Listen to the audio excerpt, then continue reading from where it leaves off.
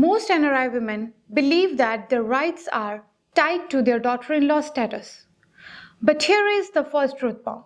In Indian law, being a daughter-in-law gives you zero property rights. That sounds terrifying, right? It is what your in-laws or distant relatives might tell you to keep you from claiming your share. They count on your lack of legal knowledge to create a voluntary exit from the family estate. But they are ignoring one crucial transformation.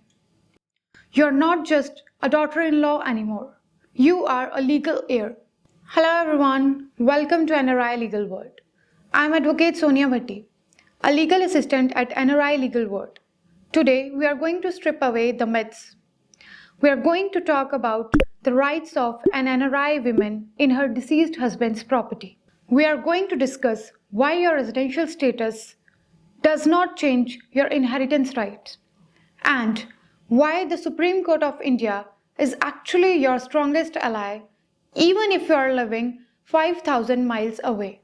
If you want to know how to protect your children's future and your own absolute rights in your husband's legacy, then listen carefully. The Indian legal system does not care where you are paying your utility bills. Whether you are in London, New Jersey, or in Ludhiana, your status as Class 1 heir is identical. You have the same right to sell, hold, and transfer the ancestral property as any resident Indian. Now, here is where most people get confused. You do not inherit property from your father-in-law while your husband is alive. Your rights are derivative. You inherit the share your husband would have received in the property through a process called notional partition. The law looks at the family tree from the moment your husband passes away and carves out his share. That share belongs to you, your children, and your deceased husband's mother equally. The question which I get asked the most is, what if I move on and remarry after my husband's death? Do I lose my share in my husband's property? The answer is a no. Under the principle of vested rights, the moment your husband died, his property became yours, unless your husband left a valid will explicitly excluding you. Now, for the practical side, if you sell the inherited ancestral property, you can only repatriate up to $1 million to a country of residence every single year, which will be subject to applicable taxes. Now, there is one catch. If it is an agricultural land that you have inherited as ancestral property, then you can only sell it to an Indian resident. But the value that stays with you.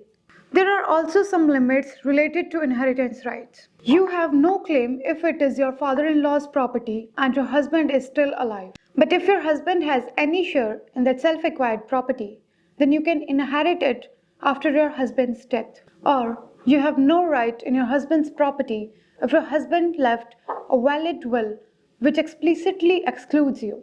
Another limit is, if your marriage was legally dissolved before your husband's death, then you cannot inherit his property after his death. Knowledge is your only shield against being misled. Property disputes in India are marathons, not sprints. But as an NRI, you have the law on your side. Don't let distance become your disadvantage. This video is for informational purposes only. It is advised to seek professional guidance before making any decision. For any professional guidance, you can contact NRI Legal World. Thank you.